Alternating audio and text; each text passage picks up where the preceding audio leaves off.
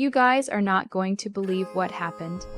I'm still shaking when I think about it, and it all boils down to 3 terrible days and one simple, selfish act by my sister, Elara. She thought she could just steamroll my boundaries, and she did it in the cruelest, most dangerous way possible. But what came back to her was 1,000 times worse than any petty revenge I could have cooked up. Just picture this. I was deep into the most critical project of my entire professional life, locked in my studio, practically glued to a canvas when I surfaced to find out my 7-year-old niece and nephew were missing, and the last person to see them was a confused taxi driver who had dropped them off at the wrong address entirely, miles away from where I live. The reason they were even in that taxi, because I had told my own sister, Elara, that I absolutely could not watch her kids for the weekend, and she decided to send them to me anyway, without even confirming I was home, ready to receive them.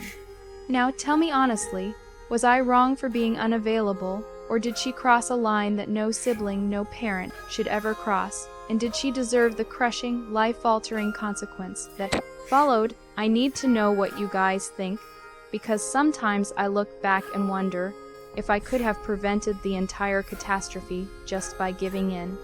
But let me take you back to the beginning, before the world came crashing down, so you can truly understand the dynamics at play here. My name is Rhea, and I'm a professional artist.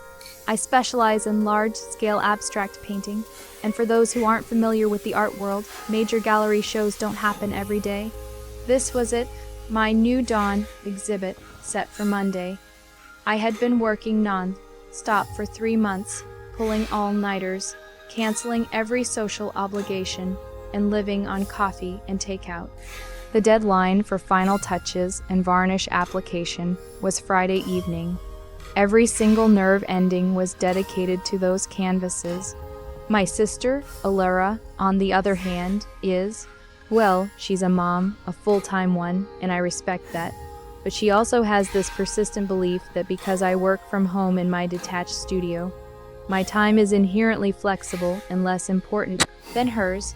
She's married to Liam, who travels constantly for his corporate job, and they have the twins, Leo and Luna, who are 7 years old and, I'll be honest, absolute whirlwinds.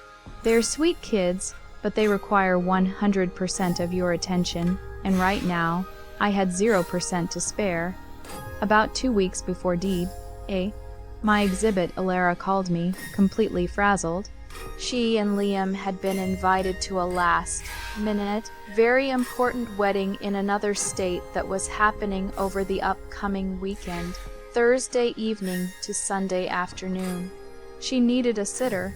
My heart sank immediately because I knew what was coming.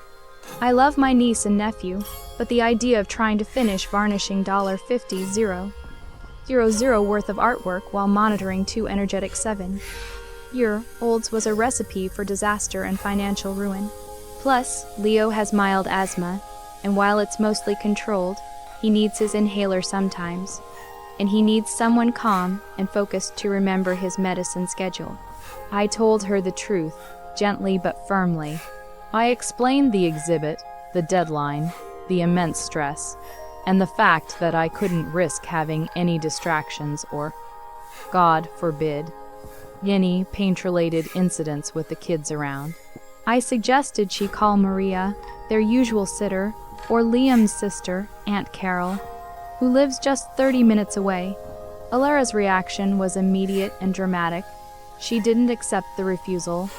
She launched into a classic guilt trip, accusing me of prioritizing silly paint over family, reminding me that real family helps each other, and that Maria was too expensive, and Carol was weird, and her house smelled like cats. I held my ground. This wasn't just about my career, it was about respecting my boundaries.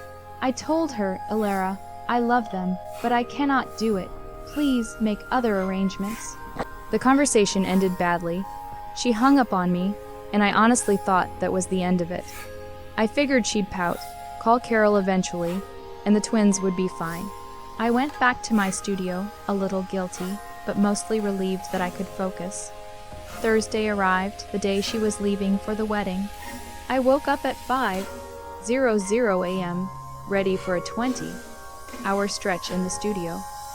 My phone was silenced and tossed onto a beanbag chair in the corner of the studio, where I wouldn't be tempted to check it. I had my headphones on, listening to a repetitive classical piece to keep my mind focused, and I was in the flow state that every artist craves. The hours flew by. I was completely oblivious to the outside world, breathing the heavy air of the studio, watching the slow, satisfying transformation as the final layer of medium dried.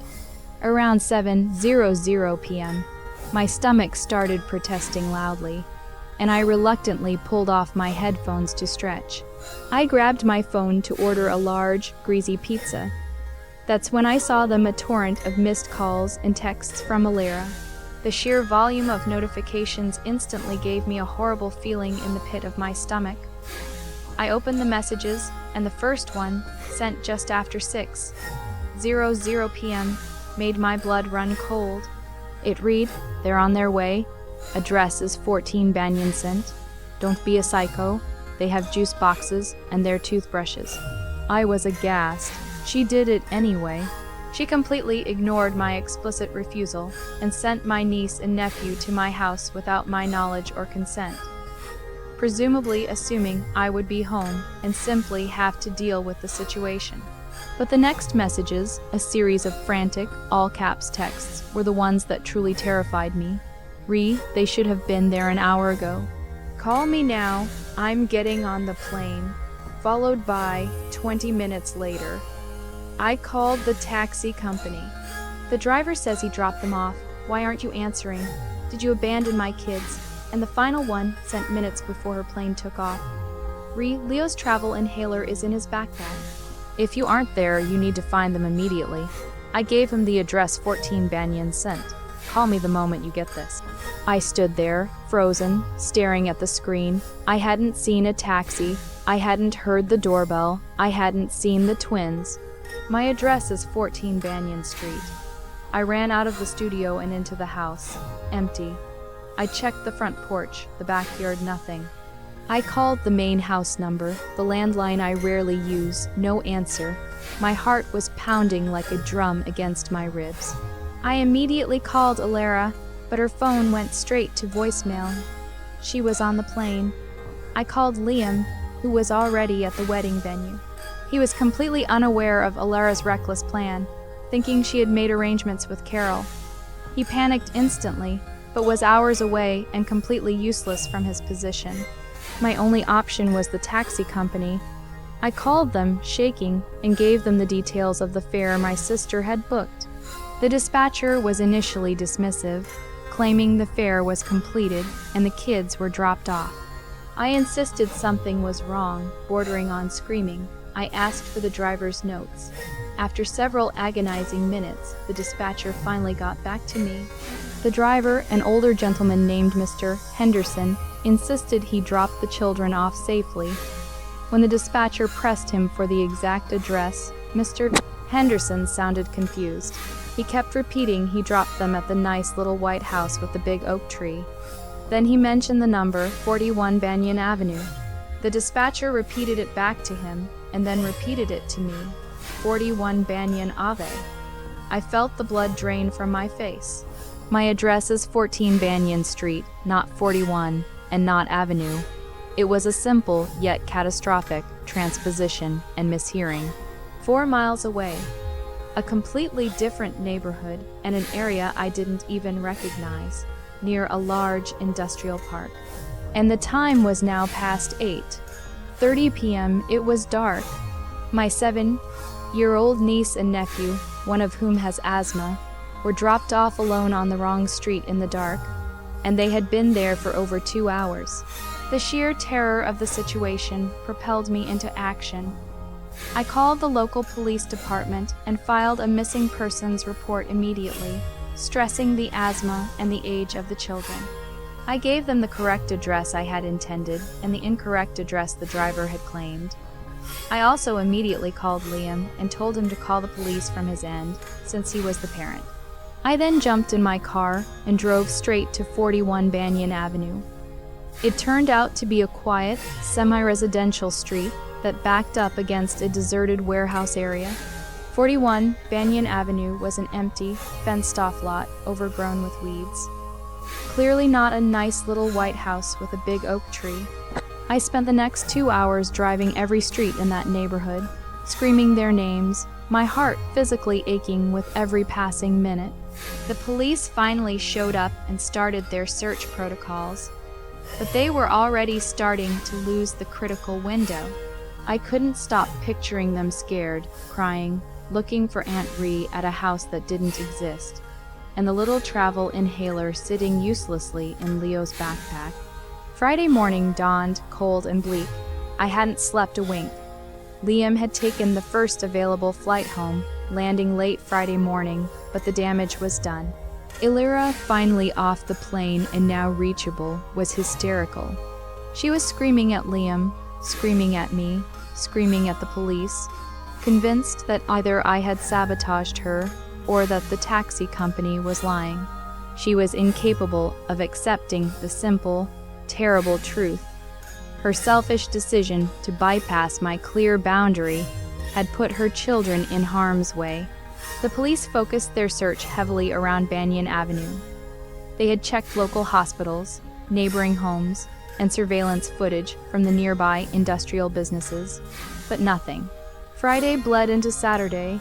The media picked up the story, missing twins last seen in errant taxi, and the sheer public scrutiny only amplified the trauma.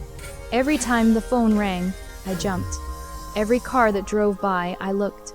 Liam and I were a team now, united by fear and desperation, while Elara was a mess of tears and unproductive rage, unable to focus on anything except blaming everyone else. Saturday night was the worst. Leo had been without his main treatment for over 48 hours now. If he'd had an attack, he was in serious trouble. I had lost all hope. I kept thinking, if I had just said yes, if I had just swallowed my pride and put my work aside, they would be safe. So that's the situation I was in, and I had to make a choice. My art show was Monday morning. The police had asked us to stay near the station or home, in case they needed an immediate conference. I had to face the reality that my life was in a holding pattern, while 2 little lives hung in the balance, all because of my sister's arrogance.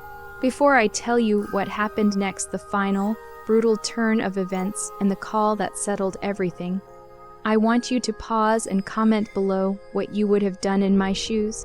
Would you have forgiven your sister for such a monumentally dangerous mistake?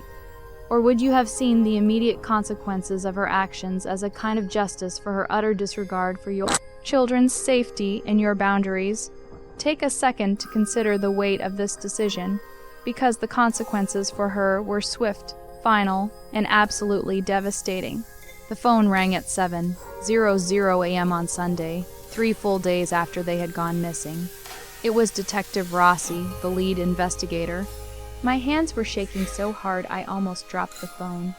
Liam and Elara were sitting on the couch side by side, holding hands, exhausted into silence. I put the call on speakerphone. "Detective," I managed to whisper. Detective Rossi's voice was calm, which immediately told me something good had happened. "MS Alvarez, we have located Leo and Luna Thorne. They are safe. They are currently being medically evaluated at St. Jude's Hospital, but they appear physically unharmed." Elara let out a primal, gut-wrenching scream of relief and immediately collapsed into Liam's arms, sobbing uncontrollably. Liam was openly crying, thanking the detective over and over. I just sat there, the tension of 3 days finally releasing, leaving me numb. "Where were they, detective? How were they found?" I asked, needing the final piece of the puzzle. "They were found by a couple, Mr. and Mrs. Perez, who live at 43 Banyan Avenue. They live next door to the empty lot the driver dropped them off at. The children, being 7 and smart, realized the house wasn't yours, and when they saw the nice white house with the big oak tree, which was actually the Perez's home, not yours, they went to the door and told the Perezes they were lost. This happened Thursday night. The Perezes took them in, fed them, and gave them a place to sleep. They saw the news reports Friday morning, but they didn't realize they had the missing kids until they saw the specific names and ages. They called us immediately. We picked them up this morning. The sense of relief was incredible, overwhelming. I thanked the detective profusely. Elara was already demanding to know which hospital, ready to rush over there. But the detective wasn't finished. There was a pause on the line, and the tone shifted. It became sterile, official, and cold. Ms. Thorne, I need to speak with you specifically. This is important. Elara grabbed the phone from me, her face shining with tears. It's me, Detective, their mother. Tell me what's wrong. Detective Rossi continued, Ms. Thorne, due to the circumstances of how the children were sent to a non-guardian's house without their knowledge, using a public transport service, and the fact that they were dropped at the wrong location and remained alone and unsupervised for close to 10 hours before they were taken in by a neighbor, and critically, the children's statements. We were legally obligated to report this matter to the Department of Child and Family Services, DCFS. My blood ran cold again, but this time it was for Elara. She stopped sobbing. What are you talking about? They're safe. It was a mistake, a mix-up. She yelled into the phone, her relief turning instantly to fear.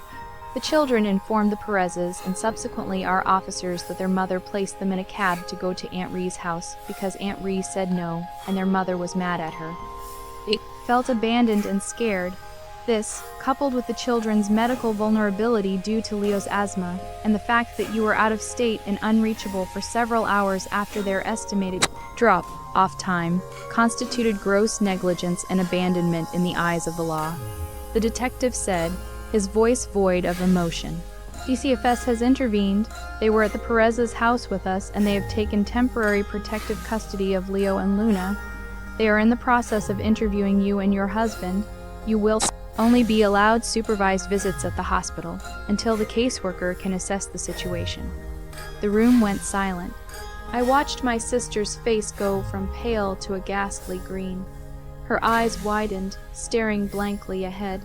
She dropped the phone. It was the call that destroyed her. It wasn't me, the taxi driver, or even the mix-up. It was the direct, life-altering consequence of her own negligence and her children's honest testimony about how she made them feel. She had thought she was taking a shortcut around a boundary, but she ended up losing the only thing that mattered to her. Liam just stared at her, horrified, realizing the true extent of his wife's recklessness. The aftermath was a long, painful, drawn-out legal battle. My exhibition, the one I had sacrificed so much for, went ahead, a strangely hollow success. I sold most of my pieces, but my heart wasn't in the celebration. I became the central figure in the DCFS investigation, required to provide testimony that was both difficult and necessary. I had to tell the full story, how I had explicitly refused to watch them, how she had bypassed my refusal, and how I had been desperately searching for them while she was unreachable. My testimony, while painful, highlighted my constant availability and effort during the crisis, which helped, but her actions spoke louder than any of my words. DCFS concluded that while Liam was not directly negligent, Elara's pattern of prioritizing her social life over the safety of her children, culminating in the taxi incident, was too severe to ignore. They weren't immediately removed permanently, but Elara lost physical custody for 6 agonizing months, allowed only supervised visits. Liam was granted temporary sole custody, and he had to quit his traveling job to be home. The relationship between Liam and Elara completely shattered under the weight of the investigation and the loss of the kids. He couldn't forgive her for nearly losing their children over a wedding she shouldn't have gone to. They separated a month later. Elara, stripped of her identity as a full-time mother and facing the social disgrace of the situation, spiraled. She lost her husband, the immediate, daily connection with her kids, and her social standing. Her entitlement had cost her everything. I, meanwhile, became the mandatory, vetted, and temporary safe haven for the twins. Liam needed help, and the DCFS approved me as a respite caregiver. It was ironic, truly. I had said no to a weekend, and now I had them full-time. But under circumstances that meant I was actually free to work during the day while they were at school. And I was helping to heal their trauma, I had been vindicated, but at a terrible price. I now see the twins almost every day, but their relationship with their mother is irrevocably damaged. Elara is now doing all the work she should have done years ago: therapy, parenting classes, and trying to prove she's a safe person to be around. She looks at me with a mixture of hatred and broken regret, but I know the call that destroyed her was placed by her own actions, not by me. The whole experience taught me that standing by your boundaries, no matter how much family pressure you face, is paramount. Because when you let people cross the small lines, they will eventually cross the big, dangerous ones. The moral of this horrific story is simple. Entitlement is a dangerous thing, especially when it involves the safety of innocent children. Elara learned that lesson the hardest way possible. I often look at Leo and Luna now, playing happily in my studio, and I know I did the right thing by sticking to my commitment, because if I hadn't, I might have been implicated in their disappearance.